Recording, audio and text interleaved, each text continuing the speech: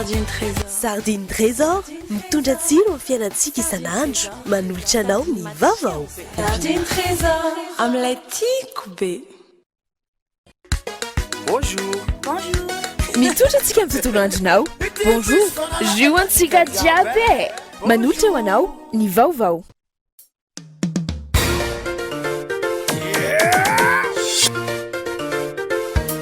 Arahinao ny fampalalam-baovao miaraka amin'ny Spaghetti Francia. Spaghetti Francia, safidiko, safidintsika.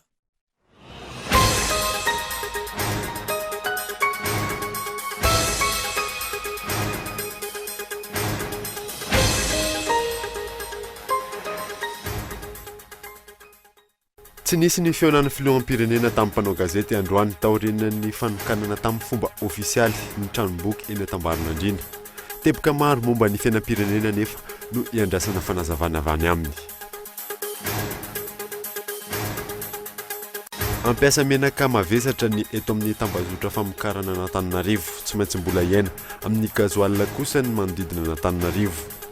Ho amboarina ifanaraka amin'ny vidin-tsolika eny amin'ny mpanjara solika ny hividianan'ny jirama ny solika raha ny fanazavan'ny administrateur délégué général ny jirama androany.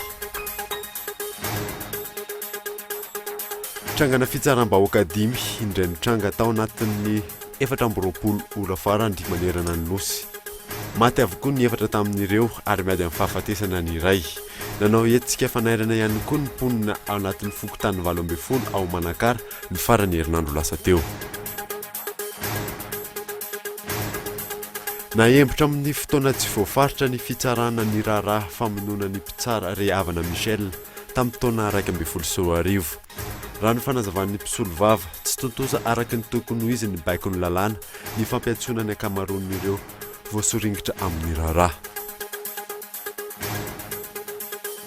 Maresaka iraisam-pirenena dia tsy azon'ny mpandeha fiaramanidina miazo any États-Unis atao intsony ny mitondra fitaovana elektronika ao anatin'ny fiaramanidina. Izay ny fanapa-kevitra ny raisin'ny Maison Blanche. Didy izay nampiarin'ny Londres ihany koa. Ny adidinireo arahanao afaka fotoana fohy.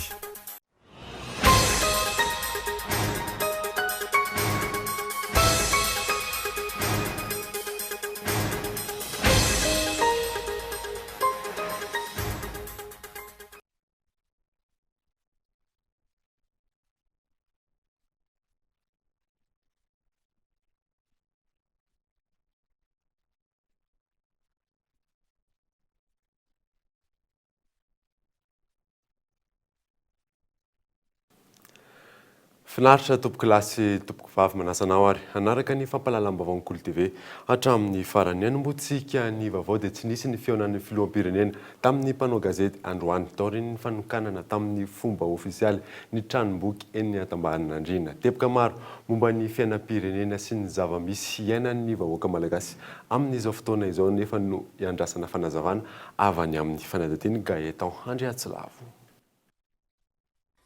Niompana bebe koa tamin'ny fanomezana doka ny vadin'ny filoham-pirenena ny kabarin'ny fanesy nandritra ny fanokanana tamin'ny fomba ofisialy ny tranomboky eny Tambarinandriana. Na ny lehibe ny faritra, na ny ministry ny fanabeazam-pirenena, na ny filoham-pirenena, samy ny hirahira ny Ramatoa Voangarazona ary mampianina avokoa. Taorin'ny fitokanana, tsy nisy ny feonana tamin'ny mpanao gazety na dia maro aza ny fanontaniana tokony apetraka amin'ny filoham-pirenena manoloana ny zava-misy eto amin'ny firenena amin'izao fotoana izao.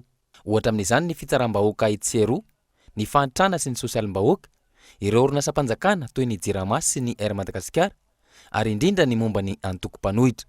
Efa nisy ny fanapa-kevitra navoaka ny fitsarana avy momba ny lalam-panorenana, momba ny fanendrenan'ny lehiben'ny mpanohitra ny anivon'ny anteny mera-pirenena. Atreto anefa tsy misy ny fampiarana izany nataon'ny fahefanam-panatanteraka. Tsy hita taratra ihany koa atreto ny finiavana piatra io fanapa-kevitra no raisin'ny fitsarana avy momba ny lalam-panorenana io. Roa volana tateoriana, efa nisy ny taratasy ho an'ny filoham-pirenena sy ny Prime Ministre, ary ireo filohana androm-panjakana samihafa napetraky ny antoko malagasy miara-miainga ho fampatsehivana ny tokony ampiarana ny fanapa-kevitra navoaka ny fitsarana ao Ambohidahy.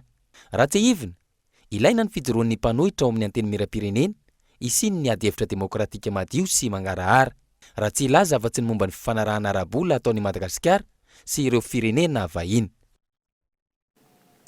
olona 12 isaky ny fokontany nizaraina t-shirt HVM no tsy maintsy nanatrika ny fitokanana tamin'ny fomba ofisialy ny tranomboky teny Antambaranandrina androany atao fitaovana akan'ny fon'ny mpamajo vola ny vahoaka malagasy fanadiny Gaëtan Andrea tsy lavatra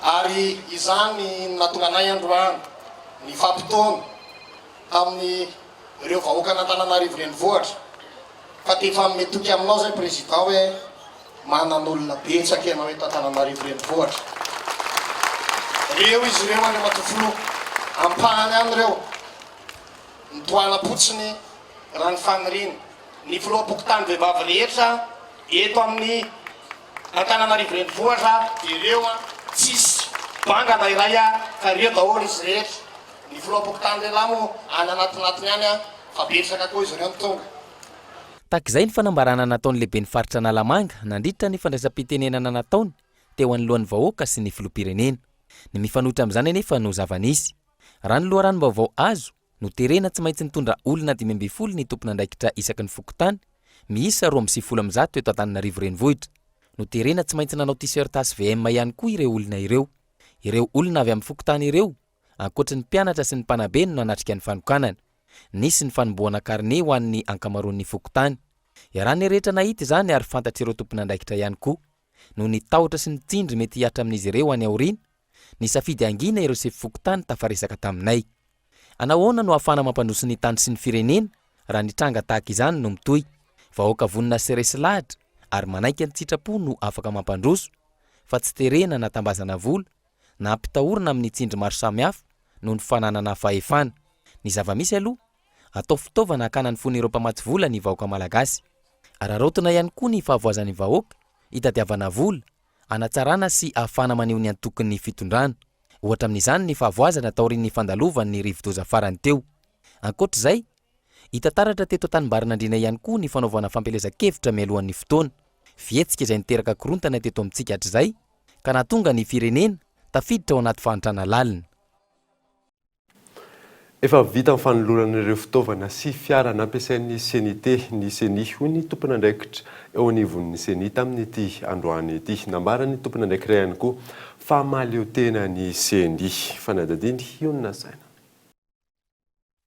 nanatanteraka fivoriana niaraka tamin'ireo fiarahamonim-pirenena orinasa-tserasera ary ny mpanao gazety ny CENI androany nandritra izay fotoana izay no nanontanian'ny mpanao gazety ny filoha-hevitry ny CENI ny amin'ny teti-bola efa nampiasain'ny CENI fa eo ihany koa no enti-manana ahafana manatanteraka fifidianana madio sy mangarahara eto amin'ny firenena tsy mitantana ny vola ampiasain'ny CENI izay mitetina $12 tapitrisa raha ny fanazavana ny mahakasika ny vola ilana fanamarina tokoa marina hoe nataontsika soni lay PASEM iny zany le SACEM zafady SACEM soutien au cycle électoral de Madagascar de ren'le vola reny voasoratra zany le izy mahatratra ny amin'ny $12 tapitrisa no any zany ny voarakitra ao anatin'izay le atotakevitra zay de io le fanatanterana io vola io tsy hoe omen'ny CENI akory le bolongambola fa arakaraka le asa zay ho tany saina zany de ry zareo ihany zany no mikirakira le vola manao ny fombafomba de miandry ny famoahana déblocage zany tsika ny toe-tsain'ireo mpiasa eo anivon'ny CENI no ilaina mahaleo tena ho hiatrany ny fanazavana amin'ny maharafitra eto amin'ny firenena azy no anatrehan'ireo fanasana tonga eny amin'izy ireo ny CENI ane marina hoe izy zany no rafitra mahaleo tena amsahana ny fifidianana fa na izana tsy zany rafitra misy eto amin'ny firenena ihany koa ny CENI ka rehefa misy zany ny lanonana zay mety ahazona fanasana tokony ho atrehana de voasolo tena ny CENI amin'ireny lafin'ireny fa mametra-panontaniana ianao amin'ny mahakasika ny hoe fahaleovantena ny fahaleovantena ngamba efa nentin'ny Andriamatoa Filoha ihany moa ny fanazavana voalohany zany any andohan'le mpikambana ao amin'ny CENI tsirairay avy momba ireo fitaovana nampiasain'ny CNT efa vita ny fanolorana izany ho an'ny CENI ankehitriny raha ny fanazavana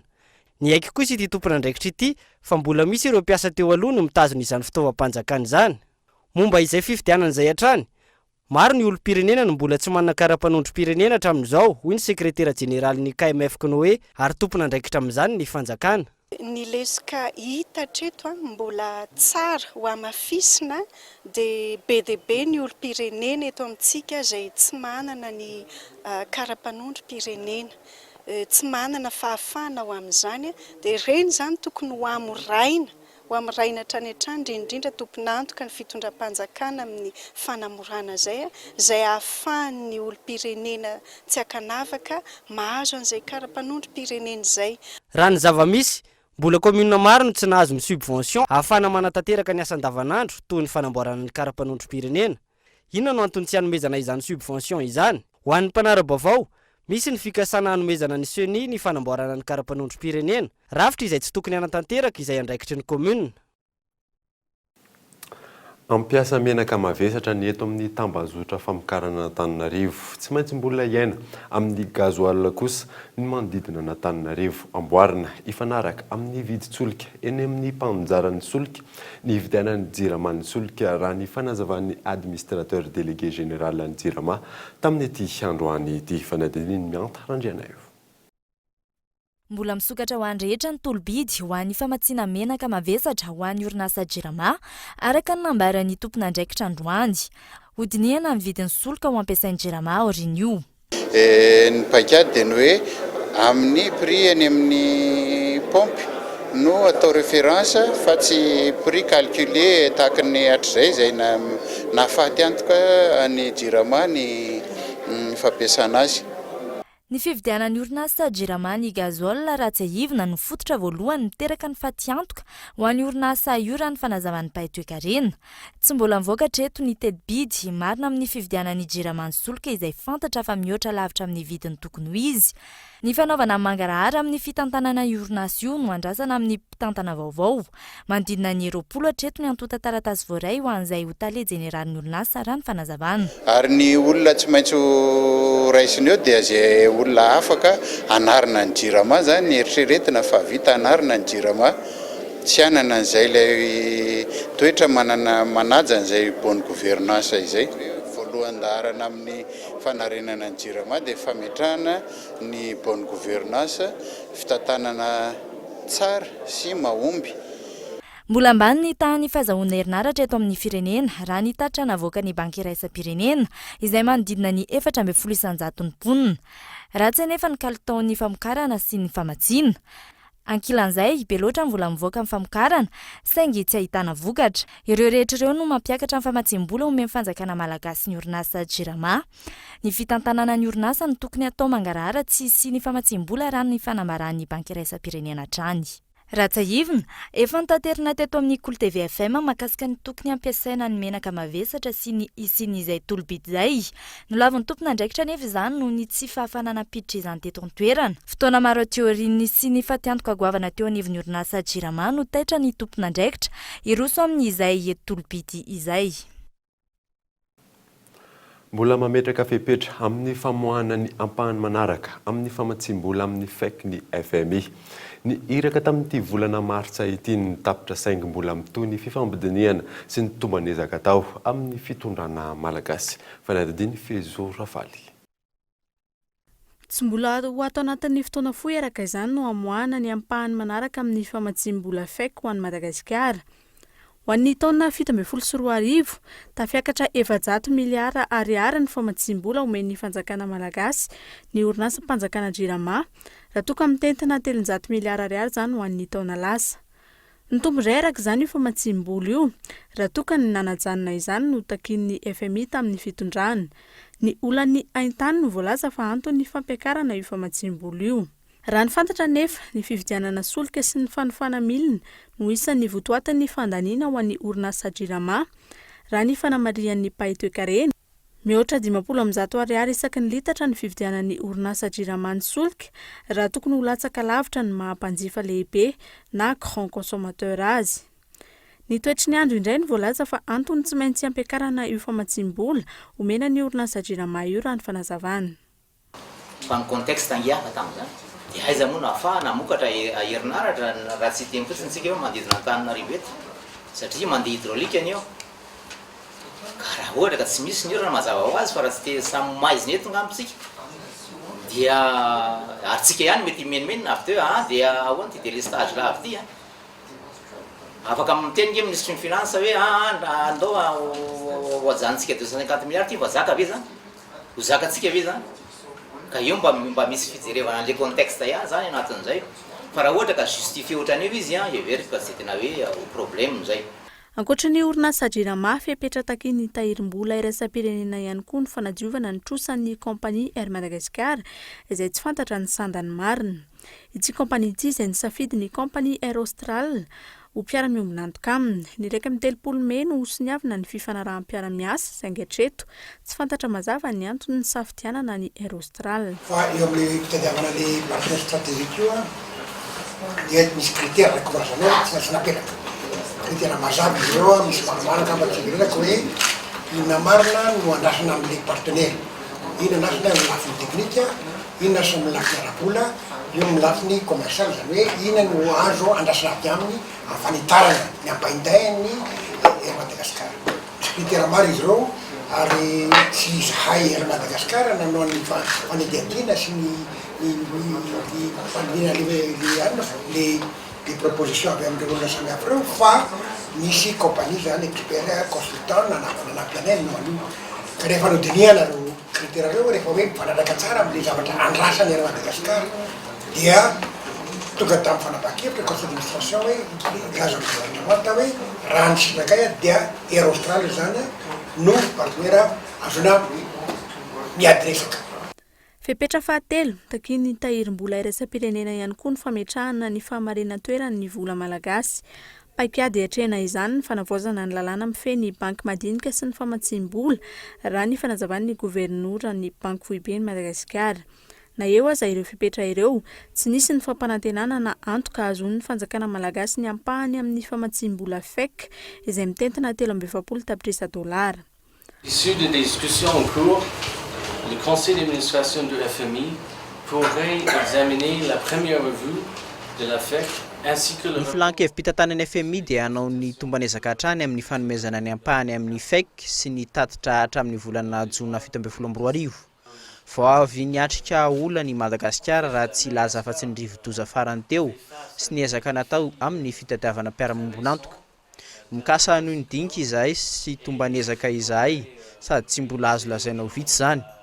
Notazomina ihany koa ny fiam-potoana voafaritra tamin'ny fiandohan'ny fandaharana azy. Compte maintenir les délais prévus au début du programme pour avoir le conseil d'administration au mois de juin. Tsy mijany eo araka izany ny dinika sy ny tombanezaka ataon'ny FMI amin'ny fanjakana malagasy azona izany famatsim-bola izany. Ankoatra izay nambarany iraky ny tahirim-bola iraisam-pirenena ny tokony hanamafisana ny lalàna eto amintsika sy ny fampiarana azy hanatsarana ny fitantanana sy hanamafisana ny ady amin'ny kolikoly. Apetraka hodin'ny parlemanta ihany koa raha ny fanazavana ny volavolan-dalàna mikasika ny recouvrement des avoirs illicites ny fiara-miasa eo amin'ny sehatra iraisam-pirenena amin'ny ady amin'ny famatsim-bola. Manodidina ny 720 tapitrisa ny vola voangona teto antoerana tamin'ny fanampiana nomen'ireo orinasa sy olon-tsotra samihafa teny amin'ny BNGRC tamin'ny fandalovan'ny rivo-doza enao farany teo raha ny Antotanisa Voray. Fanadadiny Mikael Ramanola. Ministera samihafa, orinasa tsy miankina maro, tompona ndraiky mpanjakana, orinasa mpanjakana, ny olon-tsotra, ireo no nanome fanomezana teny amin'ny BNGRC mba hanampiana ny drabona manerina ny nosy. Raha ny Antotanisa azo nanomboka ny 7 Martsa hatramin'ny 12 Martsa lasa teo dia vola mitentina 200 sy 2,4 sy 10 metsy sy 7,70 tapitrisa ariary no voaangona. Raha ho an'ny sakafo ilaina amin'ny andavanandro dia vary milanja 420 faingo 520 tonna no azo, 420 sy 100 kilao kosa ny siramamy, eo ihany koa ny menaka 530 baoritra sy 700 sy 100 litatra. Akoatra ireo dia nisy ihany koa ny lamba, kiraro, lovia sy sotro, savony, labozia sy ny maro hafa. Andalana ny fanomezana ireo voatanisa ireo fa ny tahiriny teo anivon'ny BNGRC no tsy maintsy nanavotana ny tany amin'ny faritra Atsinanana sy ireo potika voalohany toy ny Vatomandry, Vavatenina, Anosy Beanala, Antanambao Manapotsy, raha hitady fanazavana momba ny fanomezana nomen'ny vondrona iraisam-pirenena samy hafa kosa ny mpanao gazety dia tsy nisy nanome izany izy ireo. Miandro fanomezana avy amin'ny mahalala tanana trano ny BNGRC tsy mivonona hiatrika ireo loza voajanahary izay mety hitranga eto amin'ny tany sy ny firenena. Raha tsy ahivana, tsy manana teti-bola hiatrehana ny loza voajanahary ny BNGRC fa teti-bola ahafahana mihodina fotsiny. Izay no nitranga tamin'ny fiandohan'ity taona ity. Andrasana raha toa hay andray lesona ireo mpitantana ka hiomana sahady amin'ny mety loza voajanahary azon'ny firenena amin'ny ho avy. Efa fantatra fa firenena marefo amin'ny fiovaovan'ny toetry ny andro Madagasikara amin'izao fotoana izao noho izy nosy be morontsiraka. Nanao hetsika fanairana ny mpitondra fanjakana ny mponina ao anatin'ny fokontany 12 ao amin'ny Manakara ny farany herinandro lasa teo. Tsy zaka intsony ny fahasahiranana sy ny fahalafosan'ny vidim-piainana ho izy ireo. Kaitao Andretsilavo. Nitondra vilany, vilia sy sotro ireo mponina tao Manakara ny sabotsy lasa teo. Entina maneho ny tsy fahafahampoly izy ireo manoloana ny zavamisy iaina ny eo anivon'ny fiarahamonina amin'izao fotoana izao. Fihetsika natao anairana ny mpitondra fanjakana. Samy nanao hetsika toy izany avokoa ireo mponina tao anatina fokontany miisa 12 ao Manakara. Sahirana ny vahoaka malagasy, miakatra ny vidim-piainana, mirongatra ny asan-dahalo sy ny fanafihana amin'ny tapiadina. Dia tena sahirana tokoa ny vahoaka, ary tsy nety Manakara ihany fa ny manerana ny nosy mihitsy aza.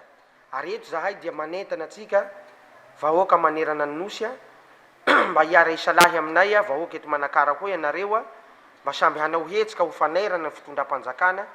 Tsy hoe sanatria akory hoe fanonganana ny fitondram-panjakana zao hetsika atao zao fa ho fanairana ny fitondram-panjakana mba hijery akaiky an'izao fahisairanam-bahoaka izao.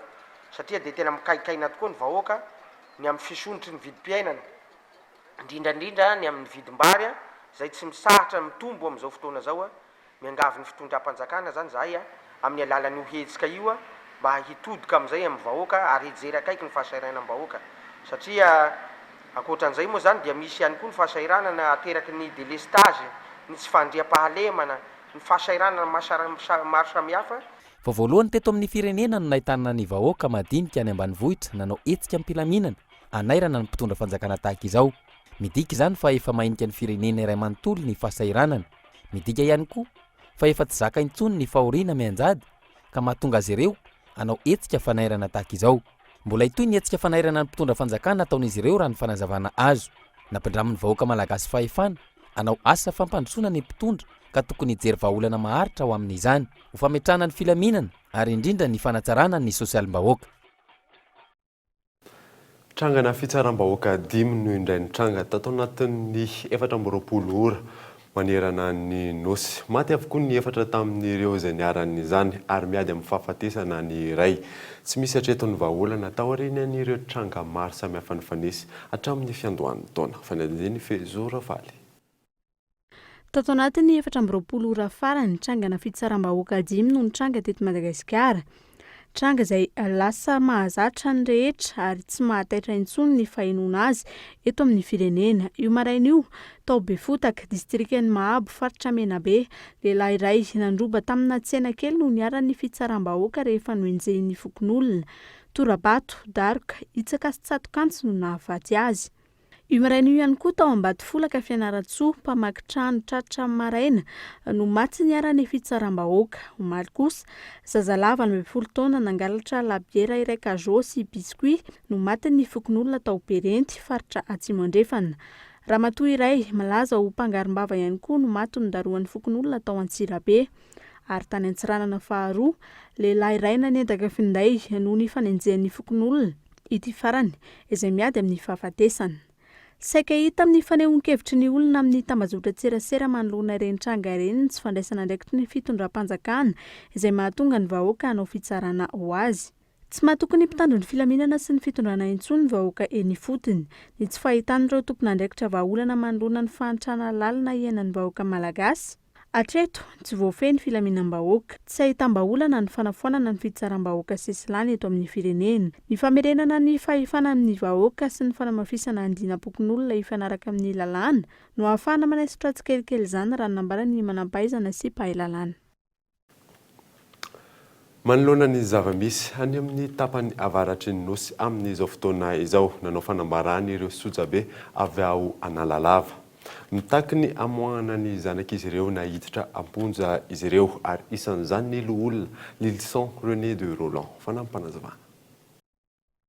Miangavy koa zahay amin'ny andriamatoa mamisarazily ndraiky valahiny avy ao maro mandeha pivô aza misamboky fefananay ireo zahay ato ambodiady anareo any ampielezana tsisy raha inareo fa zahay atoa tompiny raha atoy zahay tompiny lakile aza misamboky fahefanatao reo ay manodikiny any tsy jerinay raha tanareo any fatelo mitaky zahay ny amoagna re zanakay avy eteny Sofia avy any Jakabary Befandriagna Mampony Port Berger Bialama zay gadagadragna tsy amrariny traka misy kisasy manoka miangavy zahay ny amoahany fitanana sobe zare regny magnariky zay farany mikasiky colonel Lilson zahay mitaky ary fa niezaka mitaky tsy mankasitraka ny hevitry fanjakagna amfangadragna azy fa tsy tanay profo atantanagna maty Antananarivo laty ho Antananarivo mbala velo bea dia mangaty koa zay ny amoagna azy amin'ny gadra amiagna malalaka zahay vogno hitolo hatramy farany fa zahay eto madrogna fa izy koa kisasy izy toy zahay Sofia koa mba hagnano ay. Mitaraina noho ny firongatry ny asan-daly ny tompona andraikitra eo anivon'ny komuna Ivato Ambositra. Mihoatra ny valonjato ny omby very ny efatra amin'ireo ihany anefatra eto ny tafaverina amin'ny tompony. Fanadidiny Gaetan Andriatsilavo. Tao anatin'ny telo taona tsy maintsy ahitana tranga fanafiana sy asan-dahalo ao amin'ny komuna Ivato Centre Ambositra.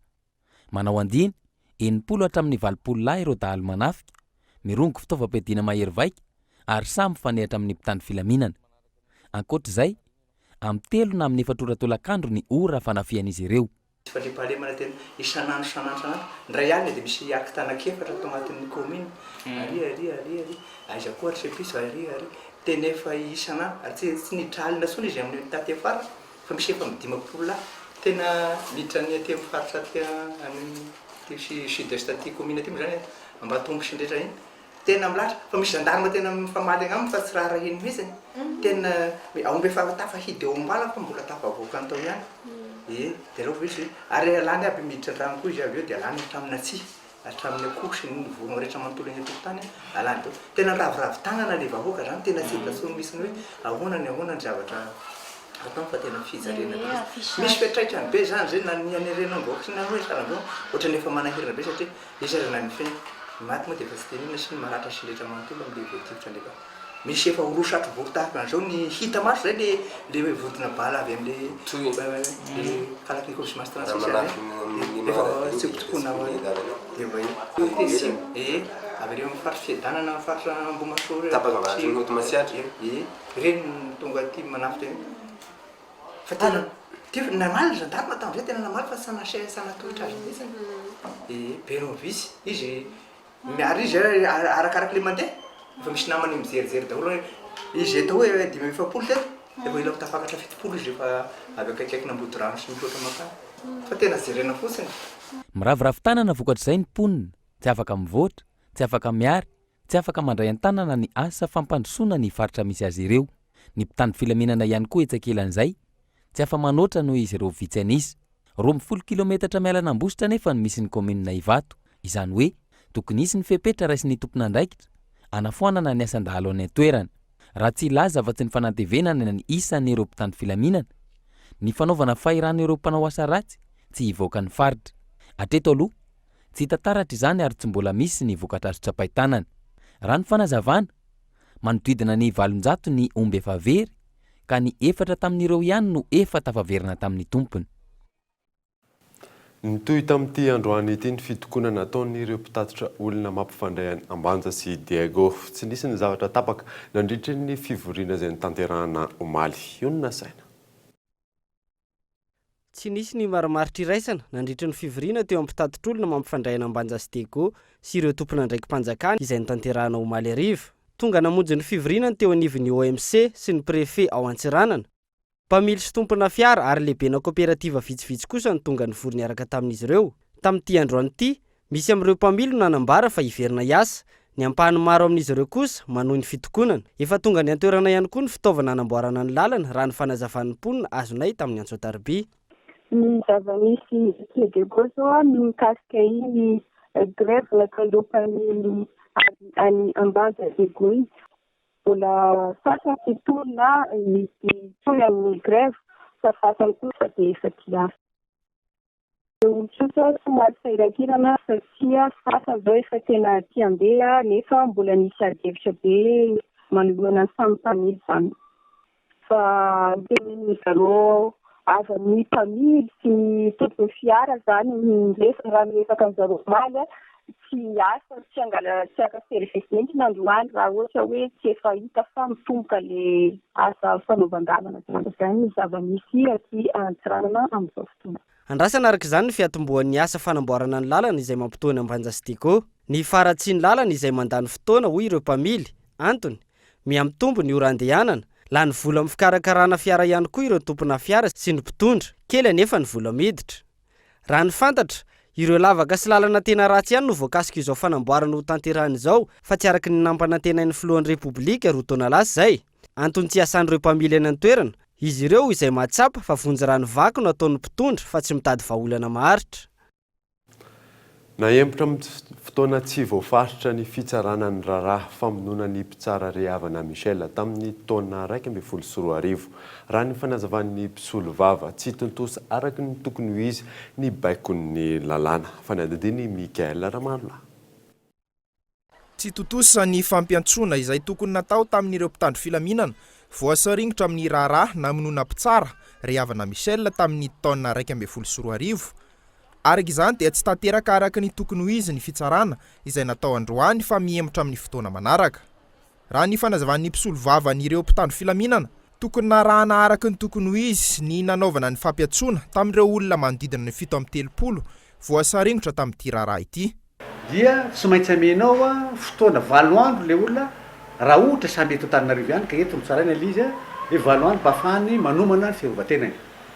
Kanefa le olona izay natsony zany any Toliara avokoa sy any amin'ny toeran-kafa satria efa misy affecté sasany raha ny code de procédure pénale ihany dia milaza fa hoe raha akoatra ny limitrophe eto Antananarivo zany izy tsy maintsy 5 andro zany nomenan'le olona mba ahafahany mamonjy le toeram-pitsarana sy manomana ny fiarovan-tenany.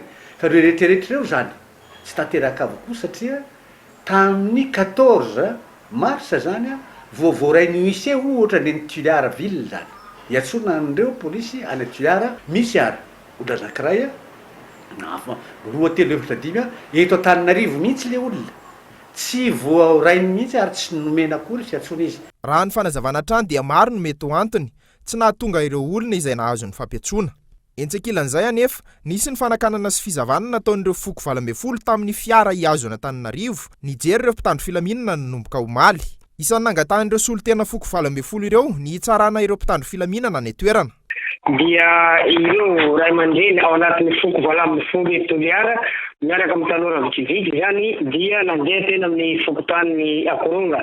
Nandrindra zany dia nanakana fiara avy aty Toliara Antananarivo ireto ray aman-dreny sy tanora vitsivitsy ireto dia nampijanona izay fiara rehetra hankany Antananarivo izany hoe tsy nampijanona ka tsy handeha le fiara fa dia nosavaina zay fiara mpitatry olona hankany Antananarivo sao misy polisy handeha ka hanahy atrika ilay fitsaran'ny polisy izay atao Antananarivo. Fa dia tsy ekendizy ireo mihitsy ny hanaovana fitsarana any Antananarivo satria manana fitsarana mahaleo tena koa ny aty Toliara. Rambenson Zambinene ho an'ny televiziona Cool TV.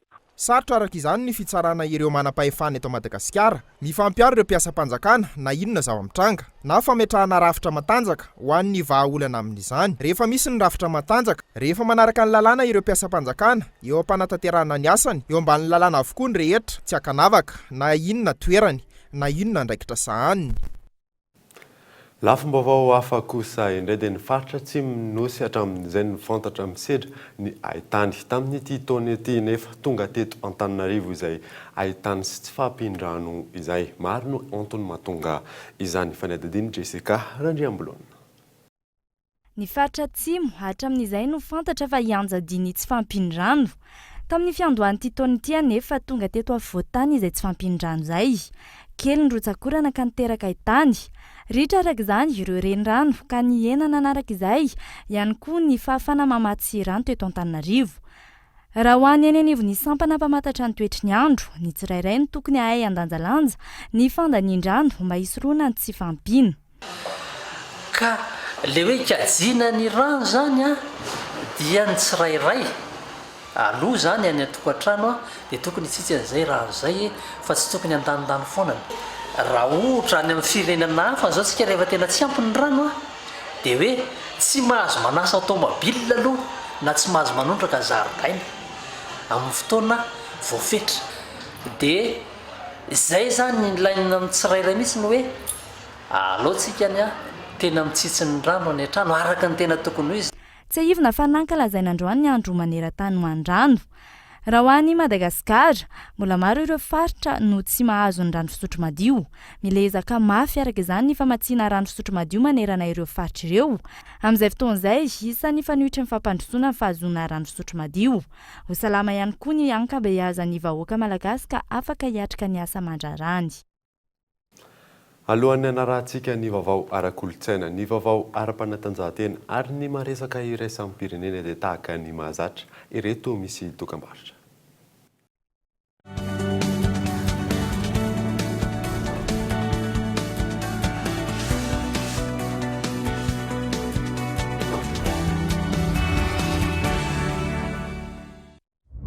Mpizahan-tanan'alina maro no mitsidika ny Allée des Baobabs isan-taona. Toerana tokana manana ny maha-izy azy eo amin'ny sehitry ny fizahan-tany. Maro ireo ezaka ataon'ny tompon'andraikitra hanomezan-danja sy hitandrovana io toerana io. Manano sarotra nefa ny fiatrehan'izany noho ny hamaroan'ireo olona mivezivezy eo an-toerana izay miteraka loto isan-karazany. Isan'ny foto-drafitr'asa tena ilaina ny kabine na toeram-pivoahana ampiasain'ireo mpitsidika sy ireo olona miasa ary mipetraka eo an-toerana. Mila ny fandraisana andraikitry ny tsirairay ny fitandronan'ny fahadiovana. Pour des toilettes propres, toujours plus propres, c'est simple et rapide. Ma solution, Harpic. C'est ça, l'efficacité Harpic. Et pour un intérieur agréable et frais, j'utilise les désodorisants Airwick.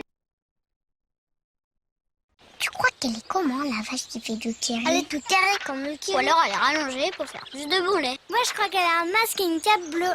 C'est une vache super-héros en fait. Trop bon. Du lait, de la crème et plein d'imagination. Kiri kiri kiri.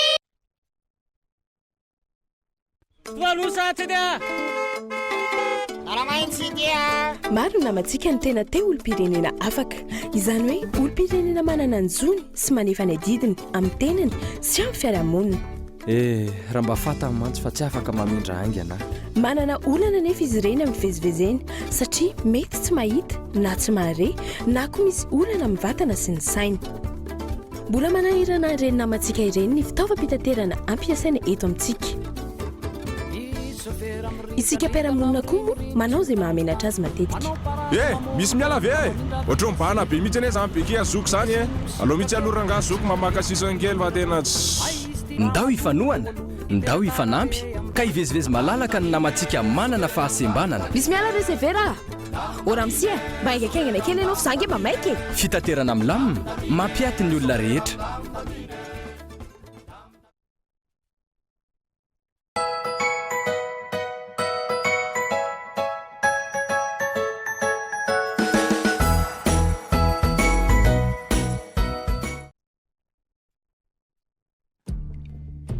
Jerena madio ny rano fa mety misy loto sy otrika aretina maro ao anatiny.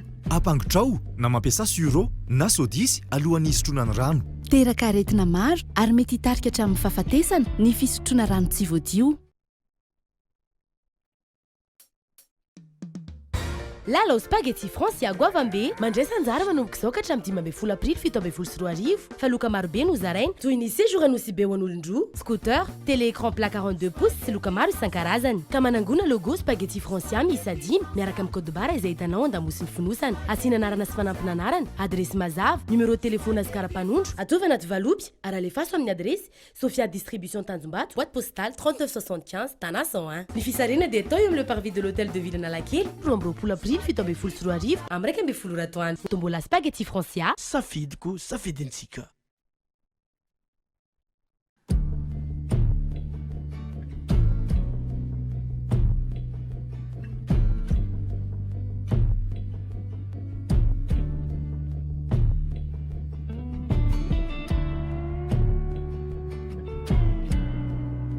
Mama samy mofo nao e tagnanao toy sasao amin'ny savony ny tagnanao alohany hagnomezanao hanigny aja ndreko alohany hikarakaranao ny sakafo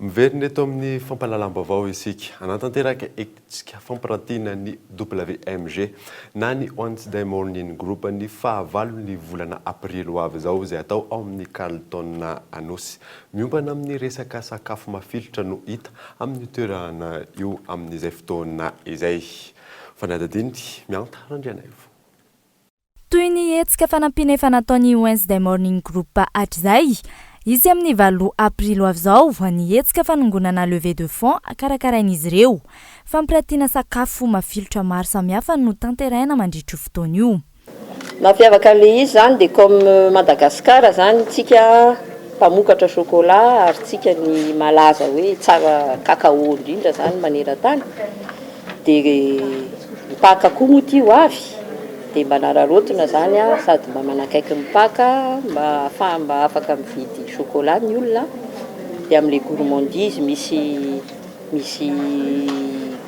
malagasy izay manana talenta be dia be amin'ny gâteau sy ny foie gras sy ny etsetretra le zavatra artisanal ireny zany dia izay no aseho ao amin'ny Carlton Anosy no anatanterahana ny hetsika ary misy 20 ireo mandray anjara amin'izany misy indray eo amin'le ohatran'ny hoe fivarotana ny entana na hoe produit amin'ireo olona matianina ao anatin'ny chocolat ao anatiny ao zany misy indreo mamboly cacao misy ny manamboatra indreo cacao misy indreo mpividy na ny consommateur ihany koa ny cacao izay rehetrarehetra zany dia hiasa ao anatin'io salon io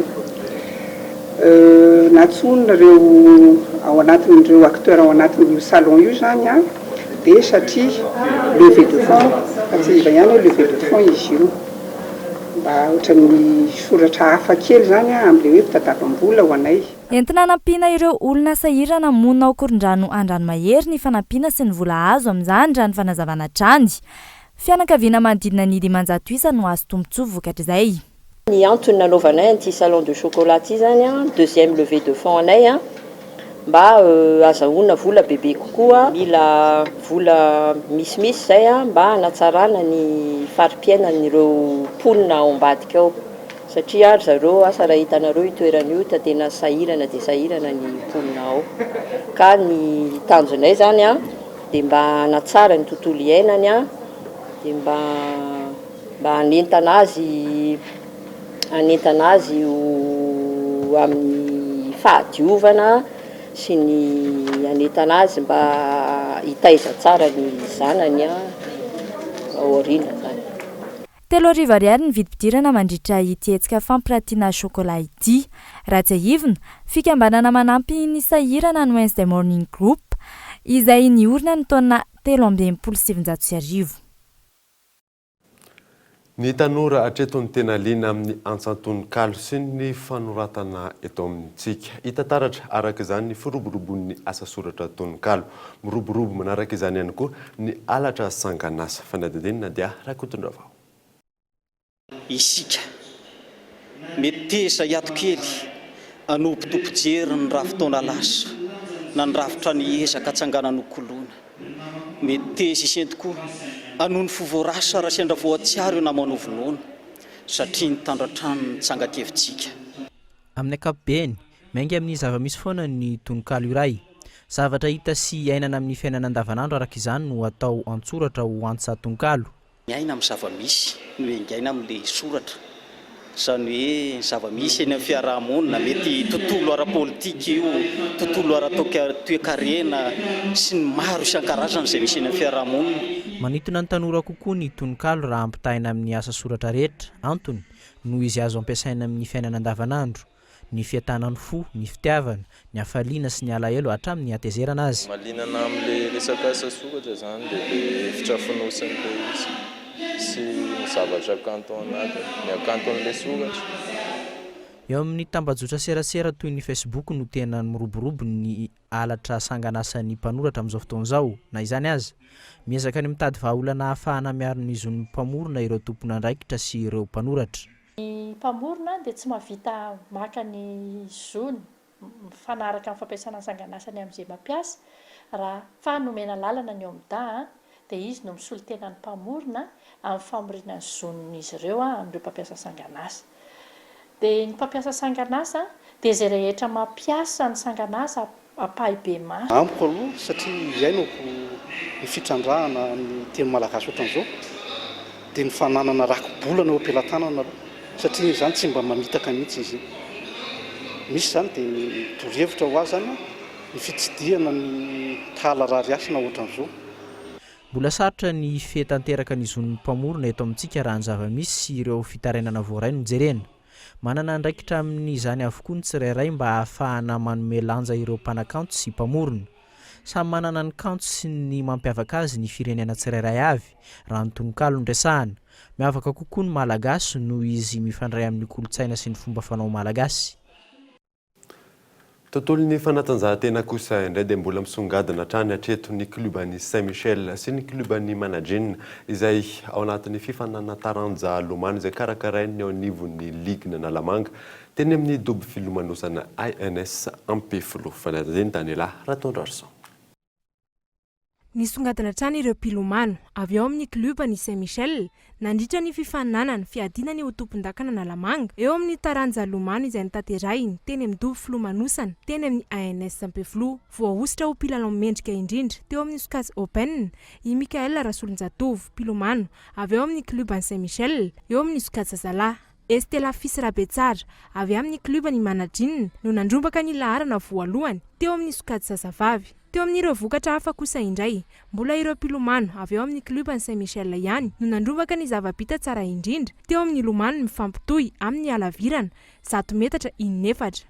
Tamin'ny feptaona 4 minitra no 2:70 sy 3:30 isanjatony no nahavitany izy ireo izany tamin'ny alalan'i Mikael sy Stéphane, Joanne ary Joanna. Raha toka 4 minitra no 7:10 sekondra sy 7:70 apazatony ny feptaona tsara indrindra ny taona 2024. Mpilomano manodidina ny 100 teo avy amin'ny kluba sivy eto Andrenivohitra no tonga ny faninana nandritra izany ho an'ny teo anivon'ny Ligue Nalamanga. Tontolon'ny fanatanjahantena izay hatrany dia mpanamory malagasy roa mpila ravinahitra any Frantsa no hifaninana amin'ny Rally Terre d'Écosse ho tanterahana any Frantsa ny voaloha sy ny faharoa aprily ho avy izao. Iandry Rakotomalala izay hiaraka amin'ilay copilote mahazatra azy Jean-Luc Ariantseheno mitondra ny fiara Peugeot 106 catégorie F2000. Toavina Rakotomalala kosa no hitondra ny fiara Subaru Impreza ao amin'ny vondrona N. Tontolon'ny fanatanjahantena izay hatrany fa any ivelany kosa indray dia vaovao mahakasika an'ilay irakiraka Belge Eden Hazard tsy manana eritreritra ny ala ao amin'ny klubany Chelsea izy amin'izao fotoana izao na eo aza ny fanirian'ilay mpanazatra ny Real de Madrid Zinedine Zidane. Fanadina. Efa ntaonany maro no nilazany Zinedine Zidane mpanazatra ny klubany Real de Madrid ny faniriny hakany Eden Hazard ilalao amin'ny klubany ary mbola miandrandra izany hatramin'izao ny tenany. Eden Hazard izay isan'ireo mpilalao mamiratra amin'izao fotoana izao ao anatin'ny klubany Chelsea misy azy na dia mbola voaraika ambe folo aza hatreto ny isan'ny baolina tafiditrany. No amafisiny ity lohalaharana belga ity fa tsy afaka natanteraka io fanindriny sy zo io ny tenany. No amafisiny mihitsy azy fa analava ny fifanarahiny miaraka amin'ny blues ny tenany hatramin'ny taona 2000 ary efa nanome toky azy ihany koa ny mpitatana izany kluba izany fa ampiakatra ny garamany amin'ny taom-pilalaovana ho avy io. Tsy aivina fa efa nanomboka ny taona 2012 no niditra tao anatin'ny klubany Chelsea Eden Hazard rehefa avy niala tao amin'ny klubany Lille ary hatramin'izao dia mbola tsy nanam-pikasana ny tady kluba hafa ny tenany. Eo amin'ny maresaka iraisam-pirenena dia nitrangana fanafiana teo a Londres androany teo akaikin'ny parlementa britanika.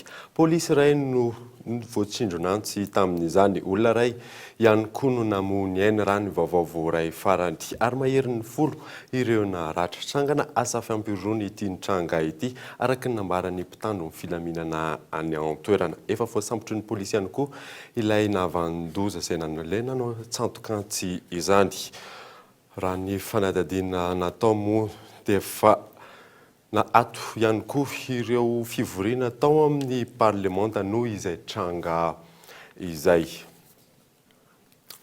Ao anatin'ny maresaka iraisam-pirenena izay hatrany dia tsy azo ataon'ireo mpandeha fiaramanidina miazo ny États-Unis atao intsony ny mitondra fitaovana elektronika ao anatin'ny fiaramanidina izay no fanapa-kevitra niraisin'ny Maison Blanche didy izay nampiarin'ny Londres ihany koa. Fanadidina eo amin'ny sarin'ny France 24. Noraisin'ireo mpitondra ao États-Unis ny didy mandrara ny fitondrana na ny fampiasana fitaovana elektronika anatin'ny fiaramanidina avy amin'ireo firenena arabo. Firenena 7 ao Moyen-Orient no iaran'izao didy fandrarana izao. Ho fisoroana ny asa fampiroroana no antony nandraisana izao fanapa-kevitra izao raha ny nambaran'ny mpitondra ny an-toerana. Nandray fanapa-kevitra mitovy amin'ity fanapa-kevitra ny fanjakana Amerikana ity ihany koa ny ao Londres. Voarara ny mitondra solosaina sy tablety amin'ireo zotra mampifandray an'i Londres, Liban, Jordanie, Egypte, Tunisie, Arabie Saoudite ary Turquie. Momba ity fanapa-kevitra ity, nangataka ny gouvernementa turc ny iverenan'i Washington amin'ity fanapa-kevitra ity ary ny analan'ny Turkish Airlines amin'ireo lisitra navoaka sy ayaina ireo. Raha ny fantatra, 7 ireo kompania pitaterana nandraisana izao fanapa-kevitra izao: ny Royal Jordanian, Egypt Air, Turkish Airlines, Saudite Airlines, Kuwait Airways, Royal Air Maroc, Qatar Airways, Emirates Etihad Airways. Fanamafisana ny fiarovana ny sistany fa eo ihany koa ny fanaraha-mason'ny mpifindramona no nandraisana izao fanapa-kevitra izao izay anatin'ny politika Amerikana hatramin'ny teo amin'ny fitondrana ani Donald Trump. Alohan'ny sarana dia averina aminao ireo vaovao nisongadina tamin'ity alina ity. Tsy nisy ny fihaonana ny filoham-pirenena tamin'ny mpanao gazety androany tao aorian'ny fanokanana tamin'ny fomba ofisialin'ny tranomboky eny Antambaninandrena. Teboka maro momba ny fiainam-pirenena nefa no andrasana fanazavana avy any aminy. Trangana fitsaram-bahoaka 5 no indray nitranga tato anatin'ny 420 ora farany manerana ny nosy. Maty avokoa ny 4 tamin'ny ireo miady amin'ny fahafatesana kosa ny iray. Nanao hetsika fanairana ihany koa ny mponina ao anatin'ny fokotany 12 ao Manakara ny farany herinandro lasa teo ary ny farany moa dia nahembotra amin'ny fotoana tsy voafaritra ny fitsarana ny raharaha famonoana ny mpitsara rehavana Michel tamin'ny taona 2014 raha na fanazavan'ny mpisolo vava tsy nitotosa araka ny tokony izy moa ny baiko ny lalàna. Dia izay mamarana ny vaovaontsika tamin'ity alina ity. Hankasitrany ianao nanaraka izany. Soavamandry dia veloma mifoda olo tompoko.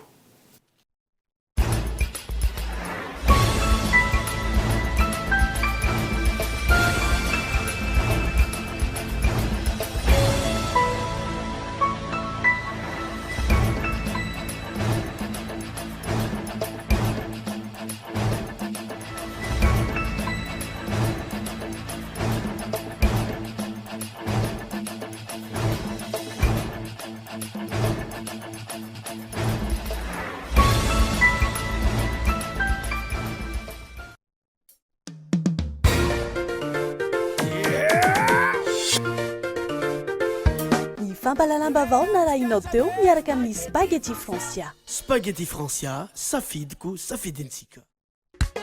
Bonjour. Bonjour. narainao teo ny vaovao miaraka tamin'ny bonjour jus antsika jiaby e Sardine Trésor. Sardine Trésor. Ny fampalalam-baovao miarahanao tamin'ny Sardine Trésor.